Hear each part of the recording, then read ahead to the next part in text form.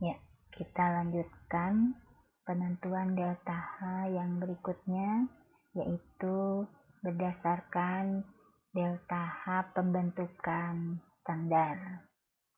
Nah, penentuan delta H reaksi ini dengan menggunakan data ya. Jadi delta HF-nya berupa data-data ya. Kita lihat nih, untuk suatu reaksi ini berapa sih harga delta H-nya? Nah, penentuan harga delta H ini menggunakan data dari entalpi pembentukan standar ya. Diingatkan kembali, kalau ada suatu reaksi, maka kalian harus selalu lihat yang kiri dan kanan itu sudah sama apa belum ya jumlahnya. Jadi di sini kita setarakan dulu reaksinya dan kita dapatkan ini koefisiennya. Jadi P koefisien untuk A, Q untuk B, R koefisien untuk C, dan S adalah koefisien untuk D. Nah, bagaimana untuk menentukan harga delta H-nya? Menggunakan data delta HF, kita gunakan rumus ya. Nah, delta H reaksi, nah yang ini adalah jumlah ya, jumlah dari data delta HF untuk hasil reaksi. Yang ini hasil reaksi dikurangi dengan jumlah delta HF per reaksi sebelum reaksi ini ya, yang kiri. Nah, jadi kita bisa lihat nih, R itu siapa nih? Nah, ini ya, koefisien untuk C. Jadi sekali lagi, dengan menggunakan data delta HF dengan rumus ini, maka dipastikan bahwa koefisien ini sangat berpengaruh ke sini ya. Jadi dimasukin ke dalam rumusnya. Jadi hasil reaksi yang kanan dikurangi reaksi yang kiri ya. Kita lihat jumlah ya, koefisien itu jumlah zat C, berarti jumlah untuk delta HFC ditambah dengan jumlah dikalikan dengan delta HF untuk D ya. Dijumlahkan ini seluruhnya dikurangi dengan koefisien ini jumlah untuk A ya, delta H-nya berarti dikalikan dan ditambahkan dengan yang D ya. Ini berapa? Nah, ini rumusnya seperti ini ya. Jadi untuk menentukan harga delta H dengan cara seperti berdasarkan delta HF, caranya hanya seperti ini. Ini menggunakan rumus langsung seperti ini ya. Yang perlu diingatkan langkahnya, satu, kalian harus setarakan dulu reaksinya karena koefisien dimasukin ke dalam rumusnya ya. Nah, ini data-data harga perubahan entalpi pembentukan standar delta HF tadi ya dalam kilojoule per mol. Ini referensinya berdasarkan standar secara internasional ya, digunakan suhunya 25 derajat Celcius dan tekanannya 1 atmosfer. Kita cek dulu nih harga delta H-nya, delta HF-nya. Nah, apa nih artinya? Pada pembentukan gas H2 1 mol per mol ya, per mol gas H2 itu delta HF-nya 0 ya. Untuk pembentukan 1 mol gas oksigen, maka ini 0. Nah, kalau kita lihat ini ternyata harga delta HF untuk suatu unsur itu 0 harganya ya. Nah, ini sudah ketetapan. Lihat nih unsur, ini juga termasuk unsur walaupun molekul unsur karena di alam yang bebas itu gas hidrogen, bukan H aja ya. Nah, ini C aja, ini unsur, Fe besi unsur, silikon juga unsur ya. Nah, jadi setiap unsur itu harga delta HF-nya adalah 0, diingatkan ya. Kemudian data apa nih, H2O. Ingat, wujud zat bisa berpengaruh ya. Jadi uap air harganya segini, kalau air yang cair harganya segini. Jadi data-data ini digunakan untuk dimasukin ke dalam rumus tadi ya. Jelas ya? Jadi kalian tinggal menggunakan data ini aja. Di buku juga banyak, dan kalau misalnya di soal-soal biasanya dicantumkan ya. Kita langsung saja pada contoh soal ya. Nah, tentukan delta H reaksi pembakaran C2H6 jika diketahui delta HF zat-zatnya ada di sini. Ya, ini dari mana nih? Dari tabel tadi ya. Nah, kita lihat. Ingat di sini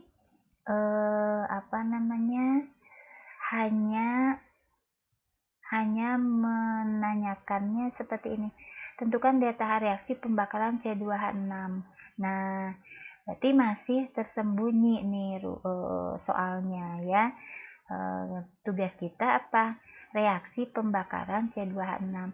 Jadi kita harus menuliskan dulu nih reaksi pembakaran C2H6 itu seperti apa ya. Nah, kalau misalnya tentukan delta H suatu reaksi, reaksinya ada, sebelum reaksi dan sesudah reaksinya ada zat-zatnya, maka kita tinggal seperti tadi ya, samakan kiri dan kanan. Nah, kalau di sini belum kelihatan nih reaksinya, maka tugas kita harus menuliskan reaksi pembakaran dari gas etana ini ya, C2H6. Ingat, kalian sudah bisa ya menuliskan reaksi pembakaran. Ingat, pembakaran dari senyawa hidrokarbon selalu menghasilkan CO2 dan H2O ya. Nah, kita tuliskan dulu nih, C2H6 dibakar, ingat, dengan O2 menghasilkan CO2 dan H2O ya. Nah, kalau sudah ditulis zatnya, maka kalian ingat samakan kiri dan kanan ya. Di sini C-nya 2, maka di sini C-nya 1 harus kali 2 ya. Kemudian H-nya 6, maka H-nya ini 2 harus kali 3 jadi 6 ya. O-nya di sini 2. Di sini berapa? Ini kan tadi sudah ada 2 ya. 4 ditambah 3 ya, 7. 4 tambah 3, betul 7 ya. Berarti di kiri juga harus 7. Sedangkan di sini ada 2. Berarti supaya 7, berarti 2 harus dikali 3,5. 3,5 ya, atau 7/2. Nah, ini sudah sama kiri dan kanan. Berapa sih harga delta H untuk reaksi ini? Kita tinggal masukin ke dalam rumusnya. Rumusnya yang ini ya. Jadi delta H reaksi jumlah data delta HF hasil reaksi yang kanan dikurangi dengan jumlah delta HF pereaksi yang kiri ya. Nah, gunakan data-data ini tadi ya. Jadi yang harus diingatkan itu satu, tulis reaksinya kalau belum ada. Kalau sudah ada, tinggal menggunakan ya. Lihat koefisiennya sudah sama apa belum kiri dan kanannya. Kalau belum sama ya tugas kita menyetarakannya ya. Kalau sudah sama ya alhamdulillah ya, kita langsung mengerjakan ke rumusnya ya. Sudah ya sampai sini. Kita lihat nih delta HR, delta H reaksi pembakaran C2H6 ya. Hasil reaksi berarti ini saya tandain yang kuning ini ya. Nah, berarti koefisiennya 2 di sini, berarti 2 kali delta HFCO2 nih, 2 kali delta HFCO2 tambah 3 kali delta HFH2O. Nih, delta HFH2O ya. Kanan sudah hasil reaksi, kurangi jumlah yang kiri ke reaksi. Nah, ada siapa yang di kiri? Ini C2H6 sebanyak 1 ya, 1 mol. Jadi di sini 1 kali delta HF C2H6. Biasanya 1 tidak ditulis ya. Kalian mau nulis boleh di sini ya. Ditambah 3,5 kali delta HF O2. Nih 3,5 kali ya, kalikan dulu dengan delta HF O2. Nah, jadi kalian tinggal menggunakan data-data dari yang diketahui ini. Kalau tidak ada, cari di tabelnya ya. Nah, kalau sudah, kita tinggal menghitungnya nih. Nah, kita masukin nih. Tadi di sini 2 ya. 2 delta HFCO2-nya berapa? Kita lihat di tabelnya atau di sini yang diketahuinya. Begini, masukin ke sini ya. Tambah 3. Nih 3 ya. 3H2O. Berarti 3 kali H2O nih. Mana H2O? Nih, ini H2O. Masukin ke sini negatif sekian. Kalau sudah, ini yang kirinya. Kemudian dikurangi ya, kurangi jumlah yang kanan ya. Yang kanan C2 zatnya di kiri ya. Nah, C2H6 berapa yang C2H6? Ini ada, masukin ke sini, tambah 3,5 O2. Nah, kenapa ini 0? Ingat O2, tadi O2, H2, N2 itu semuanya 0 ya. Jadi kalaupun tidak ada di sini delta HFO2, kita sudah harus ngerti bahwa kalau dia suatu unsur, maka delta HF-nya 0. 3,5 kali 0 itu 0. Jelas sampai sini ya. Kita tinggal menghitungnya. Ingat, kalian harus hati-hati ya menghitungnya. Walaupun seperti mudah, tapi biasanya karena ini ada negatif positif gitu ya. Nah, ini harus perlu diperhatikan. Gak apa-apa, dikotret aja ya. Ini hasilnya adalah negatif 1559,7 kilojoule. Ya, jadi seperti ini cara menentukan delta H. Delta H suatu reaksi dengan menggunakan data-data delta HF ya. Kita tinggal masukin harga-harganya dari mana bisa diketahui atau bisa juga dari tabel ya. Nah, jadi delta H pembakaran C2H6 diketahui segini. Berarti apa? Kalau harga hasilnya ternyata negatif, berarti kita baca pada pembakaran 1 mol C2H6 terjadi pelepasan kalor sebesar 1559,7 kilojoule gitu ya. Jadi tetap saja. Jadi kalau misalnya ini